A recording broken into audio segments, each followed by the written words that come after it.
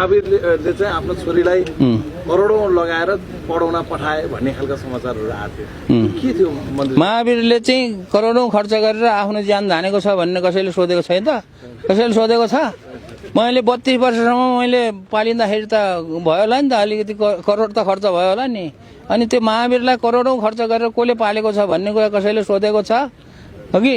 मैले प्रष्टसँग पटक पटक अहिलेदेखि नै धेरै पहिलेदेखि नै भनिरहेको छु, मैले चाहिँ जागिर खाएको छैन। अमेरिकामा पनि मैले जागिर खाइन, त्यहाँ पनि नेपालमा आएर पनि मैले जागिर खाइन। जागिर किनभने जागिर खानलाई सहर बजारमा बस्नु पर्थ्यो, म सहर बजारमा बसिनँ। अमेरिकाबाट आउने बित्तिकै म चाहिँ एकदम दुर्गम ठाउँहरूमा, मेरो आफ्नै म्याग्दी दुर्गम ठाउँहरूमा गएर चाहिँ यसो समाज सेवा गर्नको लागि बसेँ। अनि कुनै एनजिओ आइएनजिओ कुनै सरकारी संस्था निकायमा मैले जागिर खाइन।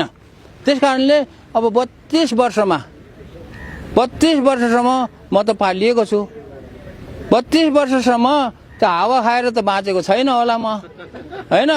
हावा र पानी खाएर बाँचेको छैन होला, किनभने हावा र पानी खाएको भए यस्तो भुनी पनि लाग्ने थिएन होला। भुनी पनि लागेकै छ हो कि?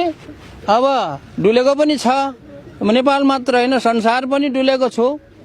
अब यो कसरी भयो भन्ने कुरो चाहिँ के हो भने सबैलाई मैले बारम्बार भनिरहेको छु कि मलाई मद्दत गर्ने के अरे साथीहरू छन्, अदृश्य साथी भन्नुलाई त्यो लुकेको होइन कि उनीहरूले चाहिँ भयो मेरो नाम नभन्नु, कसैलाई नभन्नु भन्ने साथीहरू छन्।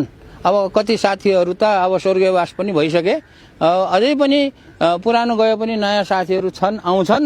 उनीहरूले चाहिँ मलाई मेरो लागि चाहिने कुरा पुर्याइदिएको छ।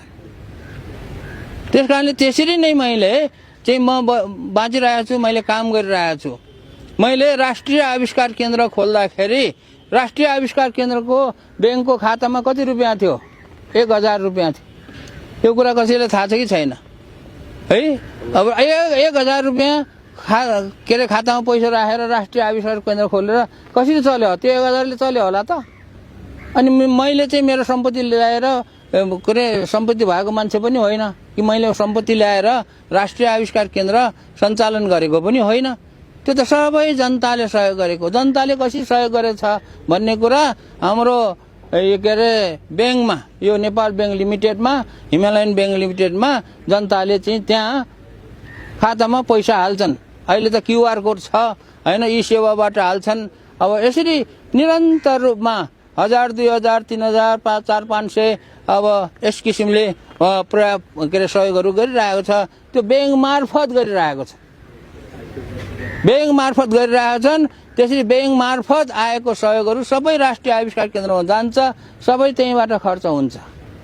अनि राष्ट्रिय आविष्कार केन्द्रमा ब्याङ्क मार्फत आएको पैसा मैले कहिले पनि छुँदैन, 1 रुपियाँ पनि खाएको छैन अहिलेसम्म। कुनै भत्ता अथवा कुनै खर्च भनौँ न चाहिन्छ नि, त्यस्ता किसिमका खर्चहरू जस्तो मानौँ म राष्ट्रिय आविष्कार केन्द्रको कामको लागि यहाँबाट मानौँ के अरे विराटनगर गएँ अथवा वीरगञ्ज गएँ। अब त्यस्ता कुराहरू यो राष्ट्रिय आविष्कार केन्द्रकै काममा हिँड्दाखेरि पनि मैले के अरे त्यो राष्ट्रिय आविष्कार केन्द्रको खर्च गरेको छैन। यहाँ शिक्षा मन्त्रालयमा यहाँ बसेको छु नि, यहीँ डेरा गरेर बसेको छु। अब यहाँ पनि त खाना त खाएकै छु त, हावा खाएको छैन होइन। अब यहाँ मैले शिक्षा मन्त्रालयबाट केही पनि लिएको छैन, न त मेरो चाहिँ सोकीहरूको लागि चाहिँ तलब लिएको छ होइन, न त चाहिँ यहाँ खाना भान्सा राख्न पाउँछ, मैले भान्सा राखेको छैन। आफ्नो प्राइभेट सोकीहरू राख्न पाउँछ, केही पनि राखेको छैन। र मैले पनि मन्त्रीको तलब पाउँछ अरे भन्थ्यो, पाउँदैन चाहिँदैन भनेर भनिदिइसकेको छ। सही गरेर दिनुपर्ने रहेछ, सही पनि गरेर दिएको छ। सुन्नु न, सुन्नुहोस्,